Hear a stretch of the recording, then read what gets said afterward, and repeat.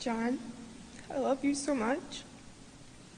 I'm sorry this is very long, but every time I read this over, I think of more and more things I want to say. I don't know where to begin or how to stop when I'm describing my love for John. I want to thank you, everyone, for being here and for your support for my family. Seeing everyone these past couple of days has been so touching. From Sweden to Calgary to Columbus to Boston, the Midwest, Florida, Vermont, Canada. An entire family and group of friends flew here from the night of their wedding, and it really means so much. So on behalf of my entire family, thank you for your support. There aren't even words that can touch on how to describe my love for John. From his messy curly hair to the crow's feet around his dark brown eyes, his dimples, his smile, the sound of his voice, his scruffy beard and the softest skin, his strong skinny legs, and his crazy looking hockey feet. His sense of humor, his humbleness, his shyness, his manners, and his laugh. I love you, John, so much. He didn't have a bad bone in his body. He never spoke badly about anyone. The most humble person I've ever met. Zero ego, quiet, sweet, and shy. He was everything and more that I only dreamt about finding in a husband. And then he made all my dreams come true. But the thing with me from the day I met him is that every day I strive to be more like him. He did everything he was supposed to, and he did everything right. He made me a better person, and that I'll be forever grateful for. But I'm not the perfect one. He is. And I'll just quickly say opposites attract. And I promised John if I ever had the opportunity, I would go for it. Even though, of course, he didn't want me to. And this will be one of the few times during this eulogy that I'm probably going to make him cringe. But to Michael Bublé, or Michael Bubble, as John pronounced it, as he read your name on Twitter, my husband had no idea who you were that day he came across your mockery of him on Twitter. Sorry, Reg, but I had to. I got your back.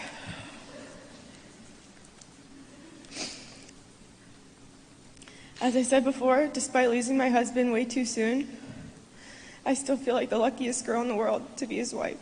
And here's why.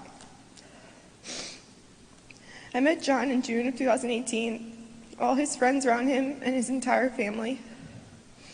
So quiet, so kind, so generous, so cute.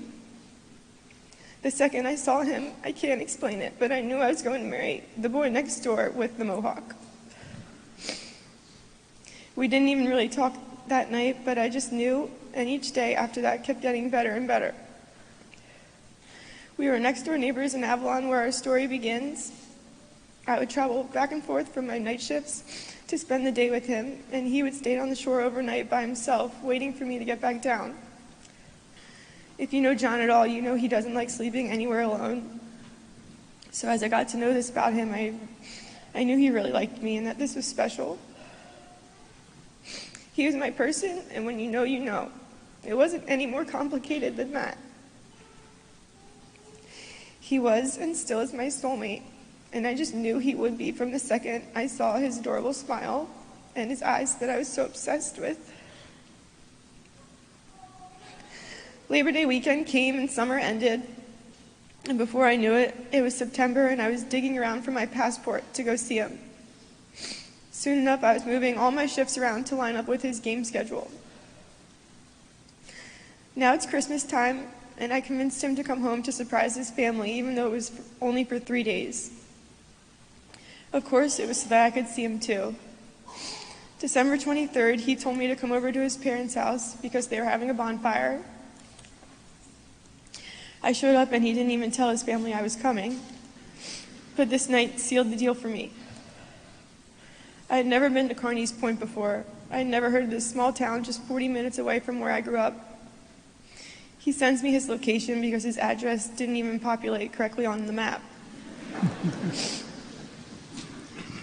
His family welcomed me with open arms, even though they barely knew me. I spent the night in his childhood twin-size bed, a few feet away from Maddie, who was in his twin-size bed too. The wallpaper border was footballs and soccer balls, and a lacrosse stick, and of course a hockey puck. This is his home and where he spends his summers, a little different from his setup in Calgary. I'm thinking to myself, he's far into his NHL career now, and he could have it all, but this is all he wants. To be in his childhood bedroom, 2 twin beds side by side with his brother. He's different and he's special, and this whole family is. I love everything about him and this entire situation. I'm 26 now, and I'm still living at home too. And I have to admit, I was only 25 when I stopped sleeping in my twin-sized bed next to my older sister. I felt like I found my match. I rang in 2019 with him in Calgary, and Katie by our side, and I'm proud to say I've spent every New Year's Eve with her since. In February, I traveled with his family to his All-Star weekend. Side note, he won the skills competition for the 2nd year in a row, and I'm making him cringe again, but had to. But after the weekend, we went to Napa Valley on our first trip together. Our tour guide said he was married with 5 kids, and we had a lot of wine at this point, but I looked over at John, even though it was only a few months into our relationship, and I said, "That's going to be us one day." He didn't say anything back, but he held my hand tight and just smiled at me.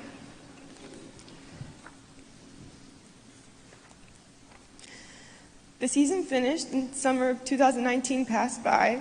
My trips to Calgary got longer and longer. He asked me to come for Christmas and to stay for the rest of the season. However, he asked me this on December 20th, so needless to say, it didn't quite happen. Another New Year's Eve in Calgary, but not soon after COVID hit and John comes home. We were now inseparable. Late nights playing card games and sharing sweatshirts and sweatpants was how you could find us. I would go with him to the gym, watch him do his workouts. I'd sit with him at his dentist appointments in the exam room, and I sat in the chair next to him while he got his hair cut. He'd bring his Xbox into the room I was sleeping in for my night shifts to be closer to me. It was so sweet that I didn't have the heart to tell him he was highly distracting me from getting any sleep at all. But he said he just wanted to be close to me. He came with me to run all my errands and sometimes drove me to work. People must have thought we were so weird, but we didn't think anything of it. His schedule was mine and mine was his. I'm jumping ahead, but he even stood next to me in all of my weekly bump photos. It was so funny and cute at the time, and these pictures are even more special now to me. We were best friends. He is my soulmate. The COVID summer of 2020 rolls around, and it's been 2 years since the day we met. John's off to Edmonton to finish the hockey season in the bubble. A month goes by, and he comes back home. He lands at the airport and comes straight to the hospital where I was working to come see me, even though it was only for 20 minutes during my break in the middle of the night. And then later that week, he proposed to me.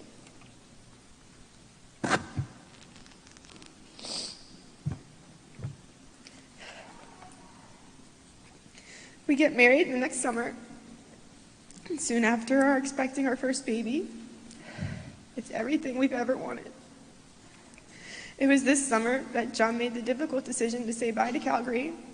He did it to be closer to his family, plain and simple. He wanted his parents and his siblings to be able to see more games and spend more time with us and our baby on the way. Immediately, everything was for our baby that was not even born yet. And I know it's getting repetitive, but he truly was a family-first guy, and this is something about him I admired.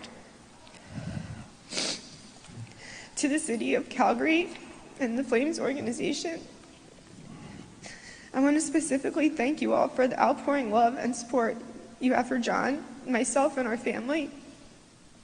And thank you to the many of you that traveled this far to be here with us.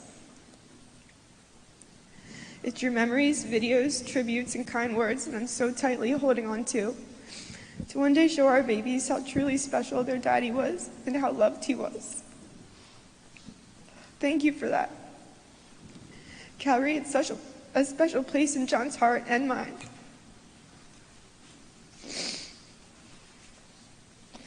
I really am blown away by your kindness, but at the same time, I'm not surprised at all because I have been lucky enough to call Calgary my home with John. I got to experience firsthand what kind people you are. John was so kind because having lived there for about 10 years, he became a Calgarian as well. I still plan to one day show our kids the city of Calgary and where their daddy experienced some of the best times of his life, where he made lifelong friends and where he called home for 10 years. Thank you for being our home away from home and for loving John so much. He is forever a flame, and I'm so proud of that, and so proud to call Calgary my home away from home as well. To Columbus and our Blue Jackets family, I can't describe how shattered I am that I don't get more time in your amazing city with John. The most underrated city. I'm so glad we got to learn the hidden gem that is Columbus, Ohio together. We had our first baby the same week we moved to Columbus for John's first season as a Blue Jacket. We welcomed our daughter, Noah, Daddy's twin. John instantly was the best dad in the world. So cautious, so gentle, so loving and nurturing. Absolutely in love with his little girl who never missed a single one of Daddy's games. Noah is John's light that shines through every day. The happiest little girl with black curly hair and the darkest brown eyes you've ever seen, shaped just like her daddy's. Columbus, thank you for taking care of us when we were experiencing so many changes at once. You so quickly became home and became our family, and the memories we made in Columbus as a growing family are the best years of my life. Without having to explain all the little details, know that there were so many little signs as we got to know the city that truly made us feel reassured that we had made the right choice choosing Columbus. Thank you to the Fifth Line and the Blue Jackets organization for your love and support and comforting words. John was so proud to wear your colors every single day. He knew and appreciated how special of a community you are. He felt comfortable and he felt like he fit right in. Thank you for giving him that feeling of comfort, security, and belonging when he was enduring a massive change. You know it's a special place when the hockey season is over, but you're not quite ready to pack up and go home yet, and that is Columbus. The way I describe Columbus is similar to the way I describe John. You have to come and find out for yourself, and then once you know it, you love it.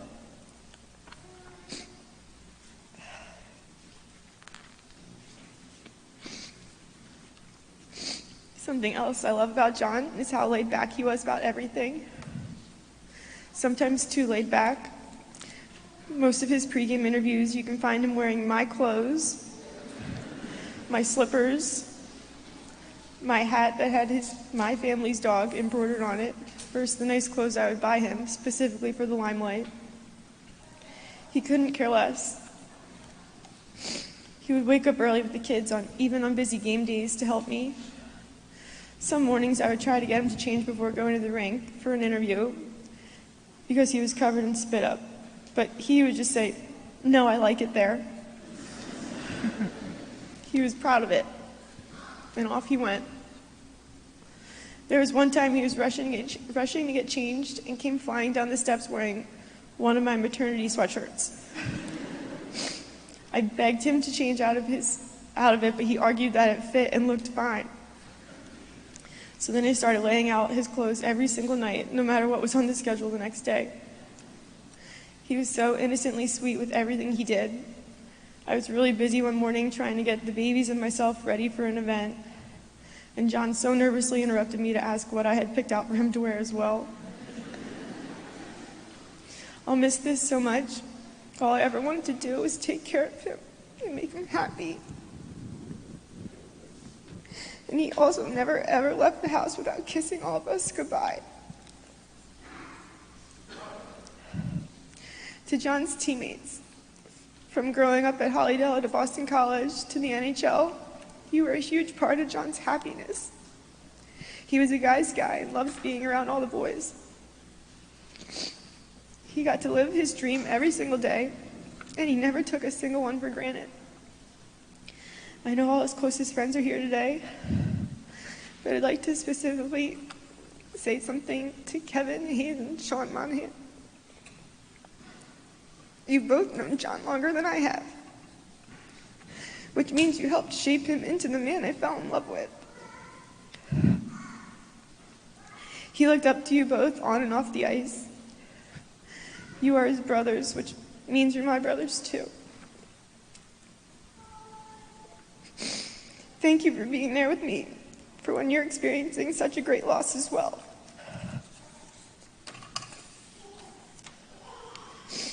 Some of my favorite memories with John have both of you right there with us. Whatever he was laughing at on his phone or taking pictures of, I knew it was something that he was sending to one of you. Sean, John loved you so much. Such an effortless and genuine bond I was honored to be a part of. As one of a kind as John was, I think you are as close as it gets to being just like him. Whatever you did, he copied. If you got a new truck, we were in the truck lot the next day. You got a golden doodle, John got a golden doodle. If you were at the dog park, we were on our way. If you were leaving the party, John was grabbing me to leave also. I'm sorry to put you on the spot, and I'm sure John's cringing at me right now, too, but know you made John the most excited for hockey that I've ever seen when you signed in Columbus, and I'm heartbroken for you that he cannot be with you on the ice. But I'm rooting for you every single night, and I know John is too, as your special guardian angel now.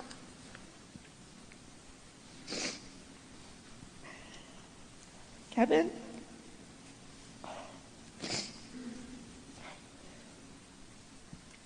You and your family were a huge part of John's upbringing into this crazy NHL life. He looked up to you and he loved being around your brother and sisters. I think summers spent at the Hazes reminded him of his own family, so I know this is something he cherished.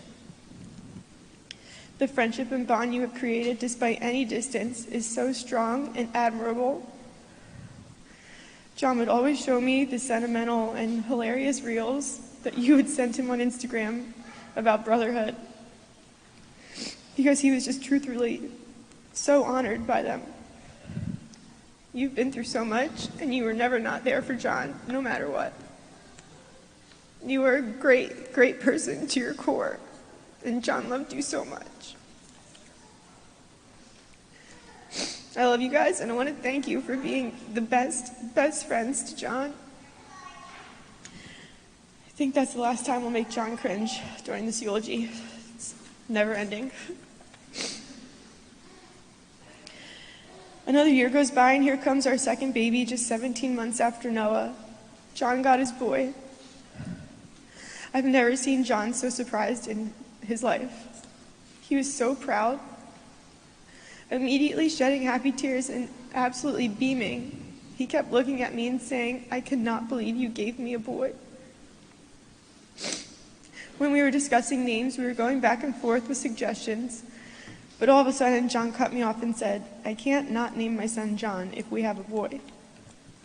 So John it was, a family name of 3 generations now that I'm so proud to be a part of. John would want me to take this time to mention baby Johnny's size. He's in the 93rd percentile for his weight, which is something Daddy is very proud of. A little unit, he would always say. It's funny though because he looks nothing like John. His eyes are blue and his hair is lighter, and so far pretty straight. But I do think baby Johnny has his dad's hands. Perfect, beautiful hands, I've always thought.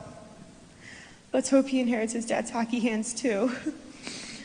John, I promise to have baby Johnny on skates soon and to be a dedicated hockey mom that drives any distance to all the tournaments. And I'll wake up early for the games, even if that means baby Johnny shows up in Winnie the Pooh pajamas and sleeps on the bench just like you did. Pop-Up will coach him and trip, but no pressure, baby Johnny. Mommy and Daddy will be proud of you no matter where life takes you, but I have a feeling it's taking you straight to Hollydale to start. John and I had the best 6 months as a family of 4. These will forever be the best 6 months of my life. There's specifically 1 week that I will cherish forever and will be my favorite week of my life out of those 6 months. We're actually a family of 5. I'm in my 9th week of pregnancy with our 3rd baby. A total surprise, but again, John was beaming and so excited. I was so nervous because this was, again, a total surprise, but his reaction was just immediately kissing me and hugging me, even though I was driving the car. After the initial excitement sank in, every time he looked at me, he would just say, "You're nuts, you know that?" 3 kids. Noah, our oldest, hasn't even turned 2 yet. In less than 3 years of marriage, we've created a family of 5. It doesn't even sound possible, but I look at it as the ultimate blessing. How lucky am I to be the mother of John's 3 babies? Our last one being a blessing and so special, despite these difficult circumstances. To my babies, Daddy loves you all so much, and you have the best daddy in the world. The early mornings with 2 under 2 were hard, but John truly never ever complained. He would do his workouts during nap times, even though it hung over his head all morning. And he drove to different rinks every week to skate, depending on where we were. Whatever worked best for our family was exactly what John always did. He never lost sight of what was most important to him, which was time with his family. The story I'm about to share is a perfect example of why I love John so much and why he was such a special husband, father, son, brother, and uncle. So we don't exactly have a home of our own here yet. We have a beach house, but it's in a small town about 1 to 2 hours away from where we grew up. It's a very special town to us since it's where we met and where we got engaged, but never quite felt like home fully, given its seasonal vacation town feel. The house is beautiful with everything you could need. If we were ever down the shore for a few days by ourselves, he'd start calling everyone in our family to see what their schedules were and if they could come down the shore with us. But if they couldn't, he would look at me like, "What are we doing here?" And insist on packing up and going to wherever our siblings or our parents were. So multiple duffel bags, coolers of the baby's food, pack and plays, toys, monitors, sound machines would all get thrown into multiple bags, and off we went back home to the suburbs.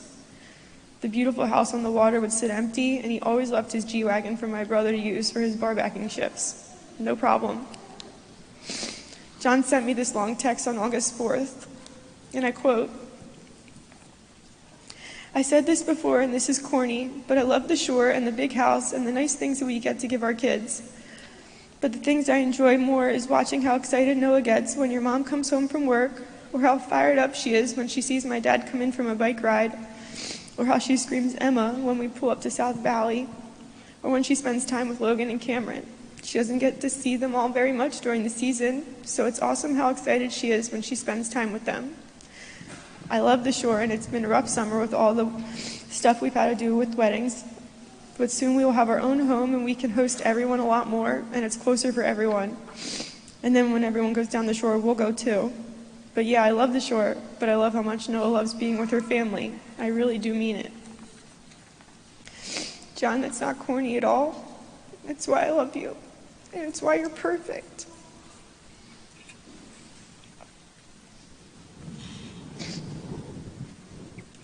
So back to our childhood bedrooms, we would go to our parents' houses, except now we're squeezing in pack-and-plays and cribs, strollers, boxes of diapers, bottles, and tins of formula dumped all over the entryway and across the kitchen counter. Bailey is on everyone's couch, and dirty diapers and Minnie Mouse toys were everywhere. Oh, and his hockey equipment that was airing out any space he could find. My mom would come home from work around 6 to see our car in the driveway and immediately knew she was going to be making an 8 p.m. homemade dinner that John was waiting for all day. And she always did. John's mother, Jane, would see us and immediately use a vacation day for the following morning, or he would purposely go over to her house on Thursday nights knowing she was off on Fridays. Everyone spoiled John, but he deserved every second of it. People would laugh as we slept on the couches and on the floor, knowing our big house in Avalon was completely empty.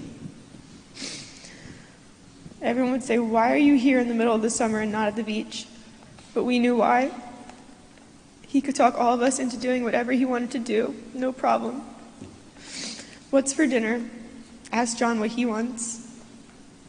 If I open a bottle of wine, "John, will you have some?" He'd say, "Just open it and we'll get more tomorrow." To my parents-in-law, Jane and Guy, my babies, Mom and Papa, you've raised two perfect boys and should be very proud of yourselves. John and Maddie set the standard high on what it means to be good brothers and sons, best friends with one another, and genuine good people. I've heard stories, and I know raising these two boys so close in age was no easy feat. But they were both family first always, and I wonder where they got that from. I pray that my relationship with my kids will mirror the relationship you have with all four of yours. I also pray that my children grow up to be as close with each other as your children are. I couldn't ask for anything more. Jane, my other mother, John was the ultimate mama's boy in the best way, and I loved this about him. His personality is so much like yours, and clearly that is so special to me, and I love you. Guy, my other dad, you were John's best friend too. He wanted you to be a part of everything with him. Road trips, it was no question that you would share a hotel room together. Boys' night out, no question you were coming with him. He would check in on you all throughout the day, and he loved training with you this summer. He loved you both so much and was so grateful for everything you sacrificed for him.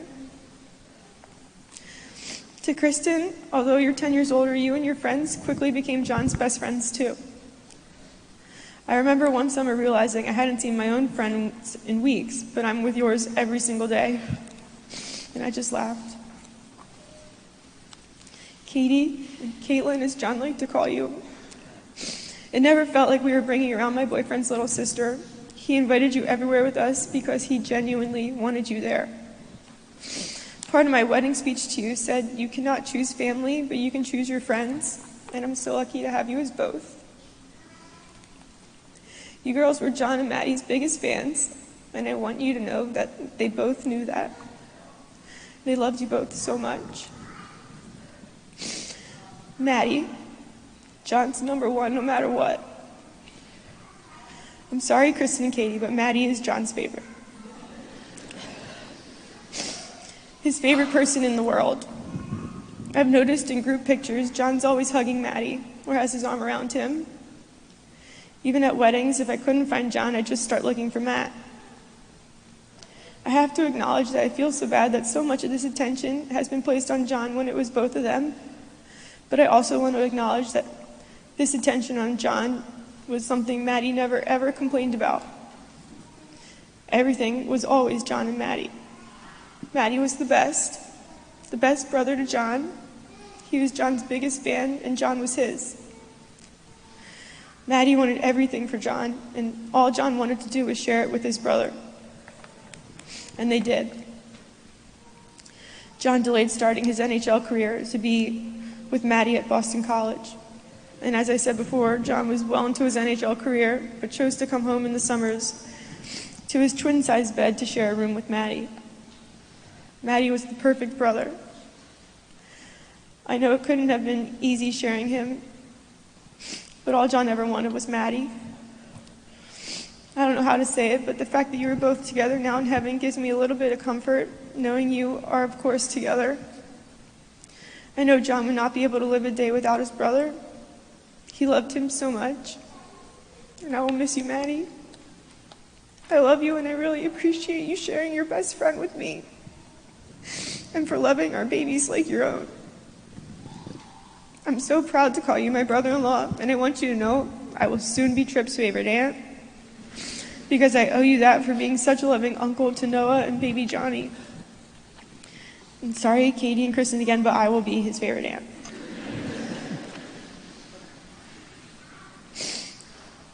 I want to say to everyone that neither John nor Maddie suffered. It makes me feel better knowing whatever silly conversation they were having just picked right back up in heaven in a flash. I can hear their laughs so well in the back of my head, and something else that is getting me through is knowing they would not want to see me like this, because they are both so sweet and cared so much about other people. So I'm trying for them to spread that message and to be more like them. Kind to everyone, selfless and fun to be around. Two loving sons and brothers and friends. The best uncles in the world and the best husbands and fathers. I love baby Tripp so much already, and I'm anxiously waiting to hold him and finally have a buddy for baby Johnny to play with. John and Maddie's little boys will grow up together and give my mom and papa a hard time, I'm sure. And I can't wait. Talk about being spoiled. These babies are in for a treat, and they deserve it. Maddie is so proud of you. The love of his entire life. You spent the majority of your lives together, which is something I'm so jealous of. The love he had for you was incomparable. You made him the happiest guy in the world every single day. I'll always be here for you forever. You are my sister, and I love you. Someone wrote to me in response to a post of a youth hockey team honoring John's jersey, but I think it applies to everyone. She said, if these kids emulate your husband and his brother, what a beautiful generation it will be. I thought that was really nice. And one of John's favorite movies is The Greatest Showman. He loved a good musical. I couldn't sleep a few nights ago, and I was flipping through the channels, and The Greatest Showman was playing on TV in the middle of the night. I caught the end of the movie that quoted, "The noblest art is that of making others happy." John, you made me the happiest girl in the world. It's really hard for me to wrap this up because I still could go on forever about how much I love John and how special he was. These words still don't touch on my love for John, but no words ever will. John, my husband, my best friend, and my soulmate. To Daddy, you spent your entire life working hard for your family and making us so proud of you every single day. But now it's my turn to make you proud as you watch down on us from heaven. And I will do that for you because you deserve that. You gave me the ultimate happy life, and the least I can do for you now is make you proud as you watch down on us from heaven with Uncle Matty by your side. A huge part of me died, but the other part of me will be stronger for our children. I promise to be strong for our children and to take care of them and love them double now for you. They will know how special their daddy was, and they will make you proud. They will know how much you love them every single day. Thank you for giving me the greatest gift of all, which is family and your love. Thank you for the best years of my life. I'm so grateful for that day I met you, and every day after that. Thank you for choosing me as your wife and for making me a mother. Thank you for being my best friend. I miss you so much, and I love you. You are my forever. and I cannot wait till we're all together again. Please watch over us. Me and the kids love you and are so proud to call you ours forever.